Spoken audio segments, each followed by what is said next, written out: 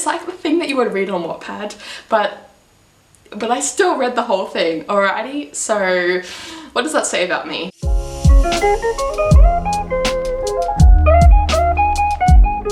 Hey everyone, it's Mia. Welcome to my channel. So recently I made a video about books to read during this coronavirus pandemic to cheer you up, and they were like funny books and they were just books that make you feel happier in general. Today I've decided that I'm going to make a video about really addictive books. These are books that you can read really quickly that really suck you in and just make you obsessed with the story, and in that way, you know, it's a good escape from reality. So the thing about addictive books is that in my point of view, there are two types of addictive books, two genres that really suck you into the story. Now obviously there are more, but these are just two genres that I personally find really addictive. The first one is mysteries.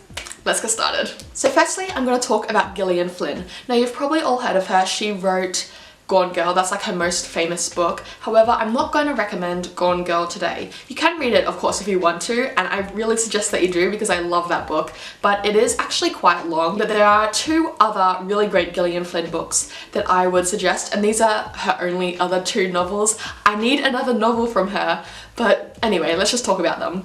So first, there is the novel called Dark Places, and this book is really fantastic. I remember I read this super quickly and I just love this mystery a lot. I really enjoyed it when I did read it and I gave it 5 stars. Just a quick synopsis is that basically it's about this girl, I can't remember her name, but like her family got murdered, her 2 sisters, I believe, and her mother, and her brother was arrested for the murder, but now in the present, some people, I think it's like a amateur detective club, think that he wasn't actually responsible and he wasn't actually the killer and someone else did all the killing, and it was really great. I really enjoyed it, so yeah. The next Gillian Flynn novel that I'm going to recommend is Sharp Objects, which personally I didn't enjoy this novel as much as Dark Places, but I am recommending it to you because it is actually pretty short. So if you did want to get into a mystery, this is like a good one to read if you want to read it quickly. There is a HBO adaptation of this book, but basically it's about this girl who goes back to her small town where murders are taking place, and it's like the kind of classic mystery plot, but it's still really fun. Okay, next I'm going to recommend The Truth About the Harry Quebert Affair, which, okay, I know this looks like a really hefty book and the writing is kind of tiny, and I know that I just said I wasn't going to recommend Gone Girl because it's pretty long, but the thing about this book was that I read it pretty quickly, and I read this at the beginning of year 12, so I had classes and everything, but I still managed to devour the hundreds of pages that this was because I was so obsessed with it, and I just think it's a great mystery all around. And I think that once you get into the mystery, like once you get past the beginning and really get into all of the intrigue of this mystery, then I think you'll really enjoy it, and I just really love this book and I really want to reread it. It's about a famous writer, and in his garden the body of a girl is dug up who has been missing for 30 years. She was like a teenage girl and she went missing ages ago, and with her body is a manuscript. The manuscript that the famous writer wrote that would later become a super famous popular book. I especially recommend it if you are a book lover or, you know, an amateur writer yourself, because I think it's really fun in that regard because it does talk a lot about writing in general, but not in a boring way, in a really interesting way. So yeah, totally recommend this. Also, if you couldn't tell from the cover I've been waving around, it did get turned into a TV series, but I haven't seen that, so I don't know whether it's good or not. But I mean, I guess you could watch that, but I feel like it would be more satisfying to read the book because the book is so excellent.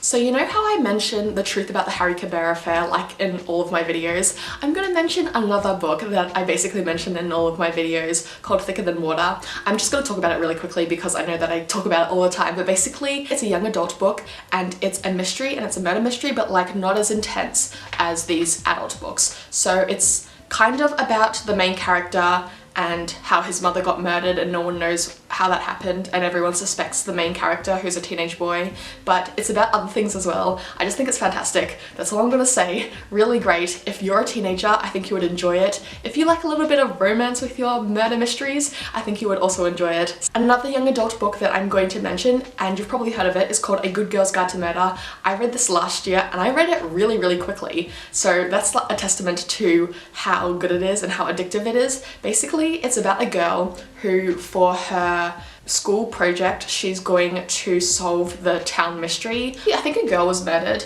and everyone assumes that it was this guy and he committed suicide, but the main girl, the main character, I can't remember her name, sorry, she thinks that the guy that committed suicide didn't actually do it, even though he supposedly confessed. And what I really like about this particular novel is that it's a little bit ridiculous, the mystery element, but at the same time, the detective skills are like totally plausible. I just thought that was a great part about the novel. Basically, this novel is just a lot of fun, so yeah, hopefully you enjoy it. I do recommend it if you are a young adult fan. Two more mysteries that I'm quickly going to mention. One of them is The Girl with the Dragon Tattoo. I know everyone's heard of this book, you've probably already read it, but if you haven't and you are looking for one of those mysteries that's like really popular, then this is one that I would suggest. I think the thing about this book, however, is that it is quite long. It's quite long like the Harry Quebert affair. However, once you actually get into the mystery element of it, then it's addictive. But the beginning I personally found quite slow and I had to retry reading it after I first tried reading it. Another book that I'm quickly going to mention is called The Girl Before by J.P. Delaney. Sorry, I just totally realized that I forgot to mention everyone's names, the author's names, which is really annoying, but hopefully you can see on the covers. Anyway, The Girl Before is kind of a trash mystery novel, but at the same time I read it really quickly. The Girl Before is about this girl who moves into a house, and I think it's like architecturally special. So if you're going to live there, you have to abide by certain rules, like keeping everything clean and having minimal furniture or something. I can't remember, I read this years ago, but I do remember that I read it really quickly. Anyway, the point is that the girl moves into this house, but the last girl who lived in this house, I think she ended up dead. Well, she did die, but I don't know how she ended up dead. I guess that's the mystery of the story. Okay, so that brings me to the second category of books that I think are really addictive and easy to read, and that is what I call light and trash romance. Basically, this is just romance that, you know, isn't really heavy, kind of dumb. Well, some of them are smarter than others, but overall, it's just a fun time, you know? Let's just start with the book that I mention in every single video, which is The Hating Game. Now, The Hating Game is not trash. That's one of my exceptions to this category name. More importantly though, The Hating Game is really fast and addictive to read. I read this in one night, as in I read it in the evening, and then I read it the morning of. So I read it in that one night, but I didn't read it through the night because you need sleep. Anyway, but it was really quick to read and it's just so fantastic. If you haven't read The Hating Game yet, you have to. I know not everyone loves it, but it is pretty popular for a reason, and rightly so. Another not trash book that I'm going to recommend, or book series should I say, is the Ruby Oliver Quartet. You know that line from 500 Days of Summer where it's like, this is not a love story, this is a story about love? That's kind of like the thing with the Ruby Oliver Quartet. It's not really like a teenage love story, but it's more about teenage love, but also like friendship and relationships and everything, oh, whatever. Anyway, the Ruby Oliver Quartet is fantastic. Basically, it's just about this girl called Ruby Oliver who went through a heap of high school drama and now she goes and sees a therapist. And it kind of, that's like the beginning, but it goes on from there. There's 4 books, it's fantastic. Okay, so next I'm gonna recommend the author Elle Kennedy. Okay, the thing is, I don't always rate Elle Kennedy's books high, but I do read them quickly and I do finish them. So, some books that I would recommend that I've personally read.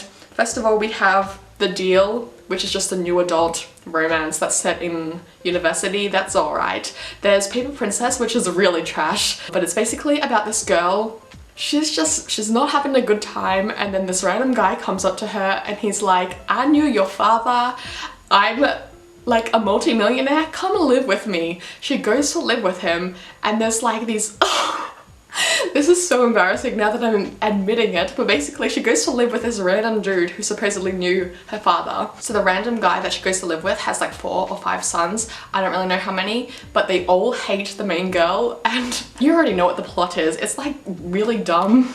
It's like the thing that you would read on Wattpad, but I still read the whole thing, alrighty? So what does that say about me? The thing is, there is a whole series attached to that one book, so you could read that whole thing. I haven't read the rest of the series yet.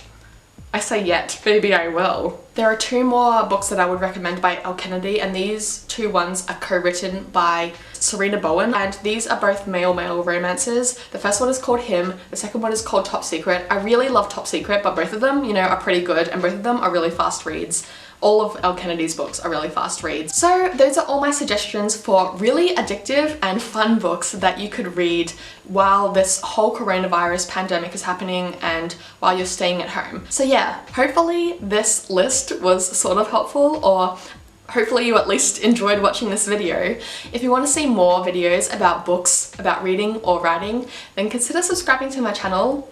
I will see you in my next video.